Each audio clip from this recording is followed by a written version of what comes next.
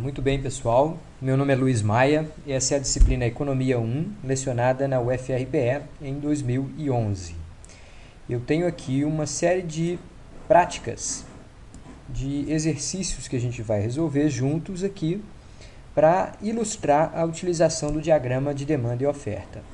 Então, o que a gente vai fazer são cinco circunstâncias, vai estudar 5 circunstâncias e observar como elas afetariam o equilíbrio do mercado registrado pelo diagrama de demanda e oferta. Bom, antes de começar, vamos ler juntos aqui esse diagrama para entender exatamente o que ele está expressando. Aqui nesse eixo vertical, onde a gente tem aqui a variável preço, a gente está falando que quanto mais alto nesse diagrama, a gente está falando de preços mais elevados. Então, o P0 aqui, vamos dizer, representaria o preço de R$10 numa refeição. Aqui seria 12, aqui seria 15 e assim vai. Então, pontos mais altos nesse diagrama estão associados a preços mais elevados da refeição.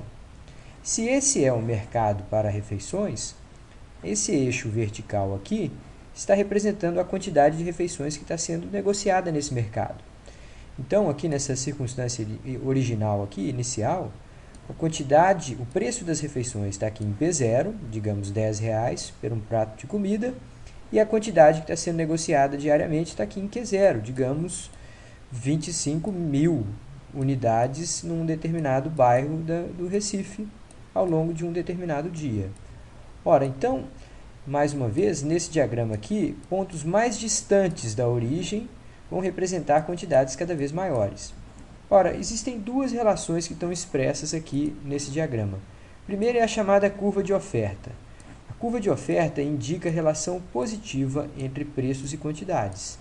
Na medida que o preço das refeições que está sendo negociado no mercado vai ficando mais alto, mais e mais restaurantes estão estimulados a abrir portas ou para ampliar a sua quantidade ofertada, ampliar o número de mesas, fazer a ampliação de suas instalações, de modo que quantidades cada vez maiores de refeições acabam sendo oferecidas. Por outro lado, existe o comportamento do consumidor, registrado aqui na curva de demanda. No caso do consumidor, quanto mais baixo é o preço de um produto, maiores são as quantidades que tendem a ser buscadas. Por isso, a curva de demanda tem esse formato negativamente inclinado, na medida que a gente está falando de pontos que associam preços cada vez mais baixos a quantidades que vão ficando cada vez maiores. Então, a gente vai se deslocando para a direita nesse eixo horizontal, na medida que os preços vão caindo. Pois bem, então esse diagrama de demanda e oferta, ele parte de uma circunstância de equilíbrio, em que, dadas as condições de oferta, a disposição dos vendedores em colocar maiores ou menores quantidades de produtos à venda a cada preço, e dada a disposição dos compradores de buscar maiores ou menores quantidades conforme o preço, a gente encontra-se aqui num ponto de equilíbrio.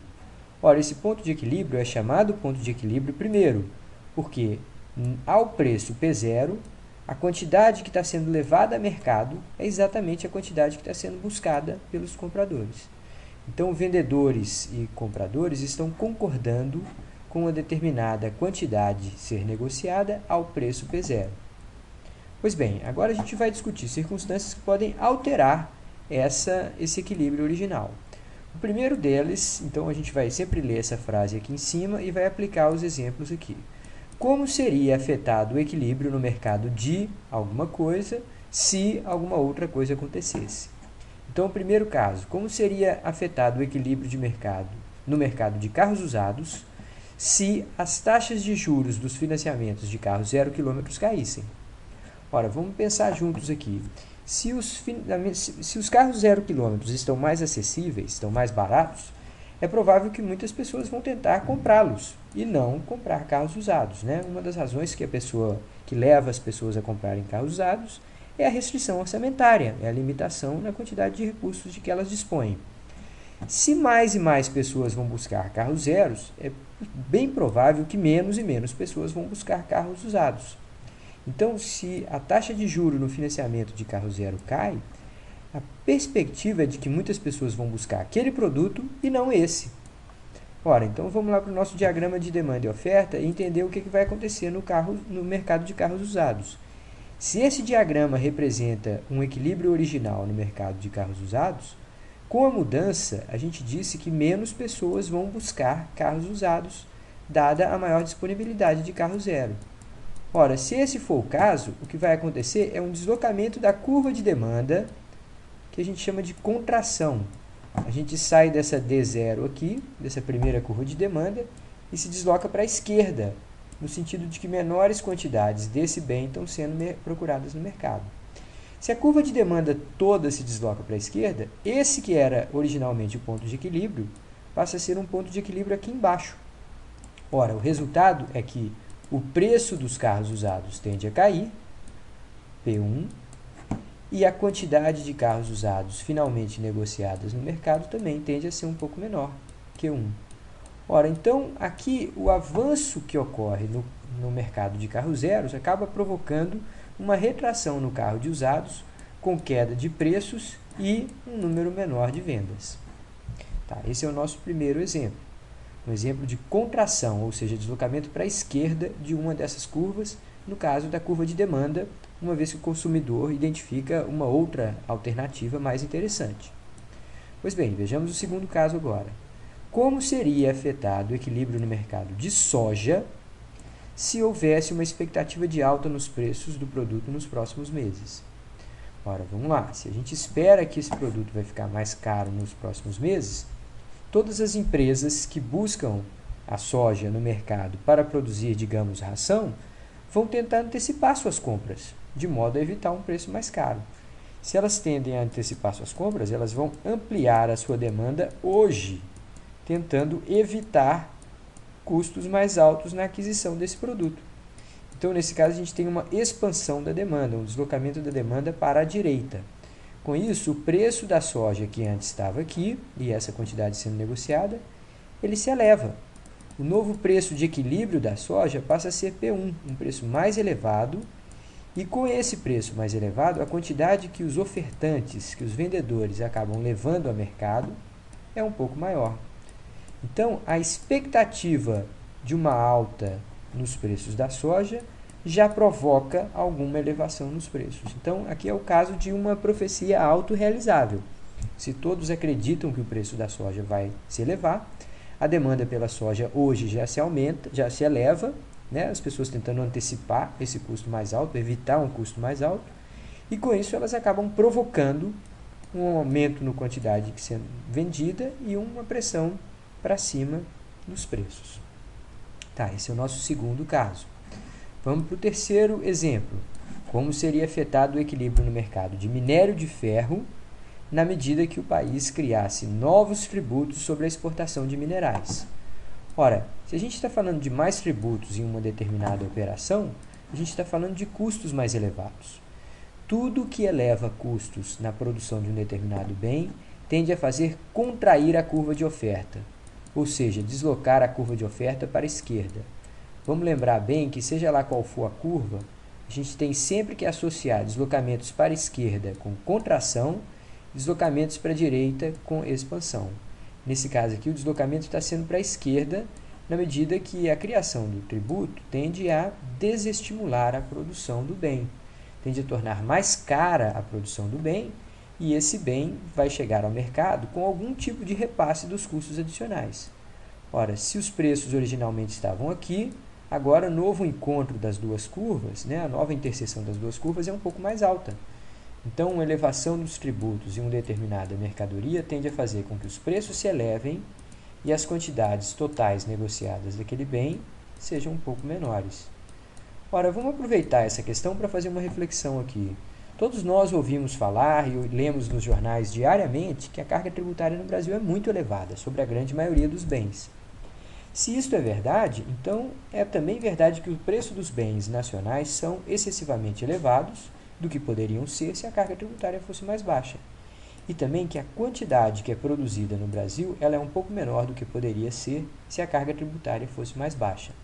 Então, uma maneira de provocar estímulo na atividade econômica e redução da inflação seria redução gradual, cuidadosa da carga tributária. Isso faria com que os preços caíssem, né, numa direção contrária ao nosso exercício aqui, faria com que os preços tendessem a cair e as quantidades tendessem a aumentar. Pois bem, vamos para o próximo exemplo, que é como seria afetado o equilíbrio no mercado de computadores se o preço de programas operacionais, como Windows, Linux e os outros, despencassem. Ora, vamos pensar aqui, gente, computadores e sistemas operacionais são bens complementares. É impossível utilizar um sem o outro. Então, na verdade, o pacote é que nos interessa. Se o preço de um desses bens que compõem o pacote fica mais barato, a nossa tendência é comprar mais de ambos. Então, se o preço dos programas operacionais tendesse a cair, toda a probabilidade seria que a demanda por computadores tenderia a aumentar. Então, de alguma forma, a gente poderia até ver uma pressão por preços mais elevados no mercado de computadores se você tivesse uma queda no preço dos sistemas operacionais. Então, a demanda se desloca aqui um pouquinho para a direita, provocando até uma possível elevação no preço desse produto, na medida que muito mais quantidades estão sendo buscadas no mercado. Então, aqui para desenhar o Q1, né?